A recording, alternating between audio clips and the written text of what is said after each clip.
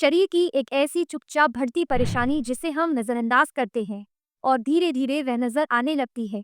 मल में से खून निकलना, चलते फिरते दिक्कत, उठते दिक्कत, बैठते दिक्कत। ऐसे में इस बीमारी का नाम है हेमरोइड्स यानी कि बवासीर। क्या आप भी इस परेशानी से जूझ रहे हैं? नमस्कार दोस्तों, मैं डॉक्टर आयुषी आप सभी का अपने YouTube चैनल पर स्वागत करती हूँ। आज हम इसी विषय में बात करेंगे कि आखिर बवासीर होती क्या है, बवासीर किन कारणों की वजह से होती है, क्या कारण होते हैं जिसकी वजह से बवासीर हो जाती है, और जिन पेशेंट्स को बवासीर हो जाती है तो उन पेशेंट्स में क्या क्या लक्षण देखने को मिलते हैं। और साथ ही में हम बात करेंगे क्या होम्योपैथी में इसका उपचार संभव है या फिर ऑपरेशन ही इसका आखिरी सुझाव है।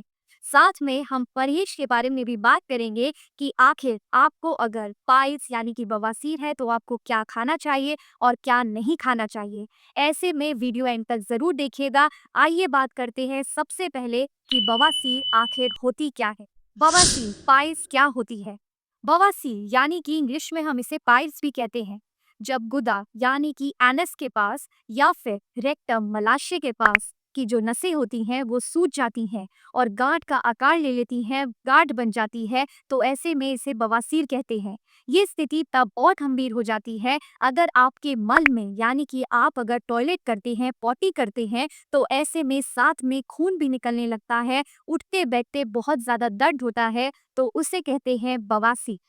बवासीर दो प्रकार की होती है। आंतरिक बवासीर यानी कि इंटरनल पाइल्स। अगर बवासीर अंदर की तरफ, गुदा के अंदर की तरफ हो जाए और कभी कभी खून के रूप में दिखाई दे तो ऐसे में इसे इंटरनल पाइल्स के नाम से जानते हैं। और दूसरी आती है बाहरी बवासीर, जिसे हम एक्सटर्नल पाइल्स के नाम से जानते हैं। अगर गुदा यानी कि एनस के बाहर गांठ बन जाए और खून बहुत ज्यादा निकले और दर्द भी बहुत ज्यादा हो तो ऐसे में इसे एक्सटर्नल पाइल्स कहते हैं।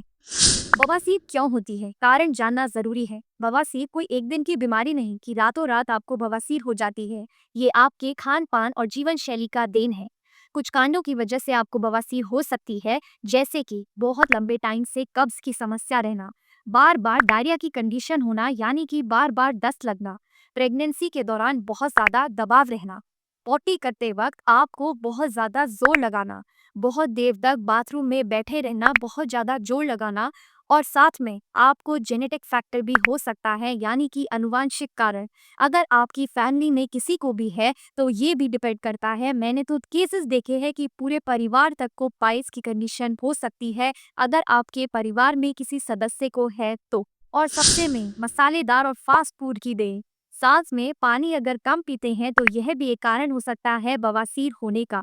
लक्षण क्या होते हैं, बवासीर को कैसे पहचान सकते हैं? अगर समय रहते आप लक्षण को पहचान गए तो आप सही टाइम पे इलाज करा सकते हैं। कुछ लक्षण देखने को मिलते हैं जैसे कि मल करते वक्त बहुत ज्यादा खून निकलना, साथ ही में बहुत ज्यादा एनस के पास यानी कि गुदा के पास जलन और खुजली महसूस होना, गुदा के पास एक गांठ और सूजन भी महसूस होना, साथ साथ में पोटी के वक्त खून आना और चलने फिरने में, उठने बैठने में बहुत ज्यादा दर्द महसूस होना।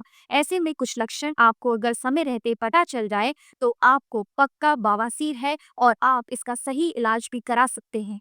क्या होम्योपैथी में बवासीर का इलाज संभव है?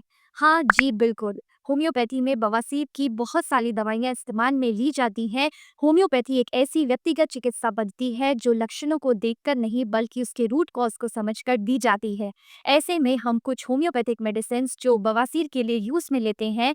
एस्कुलस, अगर दर्द बहुत ज़्यादा है, सूजन बहुत ज़्यादा है तो एस्कुलस बहुत अच्छी रहती है। अगर कब्ज की वजह से बवासीर हो गई है, बहुत ज़्यादा खून भी निकलता है तो ऐसे में नक्स वोमिका भी बहुत अच्छी रहती है।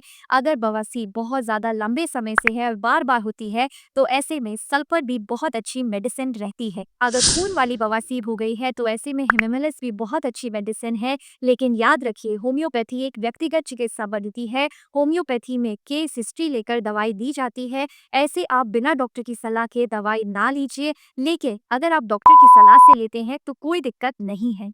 क्या परहेज जरूरी है, आपको क्या खाना चाहिए, क्या नहीं खाना चाहिए, तो आइए हम बात करेंगे सबसे पहले कि आपको क्या खाना चाहिए। आपको फाइबर युक्त भोजन लेना चाहिए, जैसे कि फल लेने चाहिए, हरी सब्जियां लेनी चाहिए जो आपके स्वास्थ्य के लिए बहुत अच्छी हैं। पर्याप्त पानी पीना चाहिए, 8 से 10 ग्लास आपको रोज पानी पीना चाहिए। साथ में आप छाछ, दही, लस्सी ले सकते हैं। ओट्स, दलिया, खिचड़ी भी आपके स्वास्थ्य के लिए बहुत अच्छा है।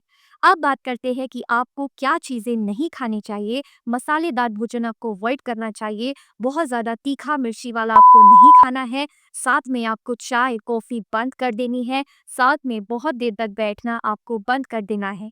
ये एक ऐसी परेशानी है जिसे हम शुरू में तो नज़रअंदाज करते हैं, लेकिन जब बाद में दिक्कत हो जाती है तो डॉक्टर भी हमें लास्ट में यही कहते हैं कि आप सर्जरी करा लीजिए, तभी आपको आराम मिलेगा। तो क्यों ही हमें सर्जरी तक पहुंचना है? क्यों ही हमें अपना पहले ध्यान नहीं रखना है? ऐसे में सर्जरी इसका आखिरी सुझाव नहीं है। अगर आप समय रहते अपना होम्योपैथी से इलाज करा लेते हैं और एक अच्छे डॉक्टर से, अच्छे विशेषज्ञ से, तो आप टाइम से समय रहते बड़े आराम से ठीक हो सकते हैं। लेकिन अगर आप बार-बार ऑपरेशन कराएंगे, तो यह आपको कैंसर भी कर सकता है, आपके लिए बहुत ज़्यादा दिक्कत का कारण भी बना सकता है। अंत में यही कहूंगी, खुद की गई एक भूल आपके शरीर को नुकसान पहुंचा सकती है। इसीलिए अगर समय रहते आपको पता चल जाए, तो आप क्यों ना होम्योपैथिक ट्रीटमेंट चुन लीजिए और आप इस बीमारी को ठीक कर सकते हैं। कुछ ही दिनों में आप इससे राहत पा सकते हैं।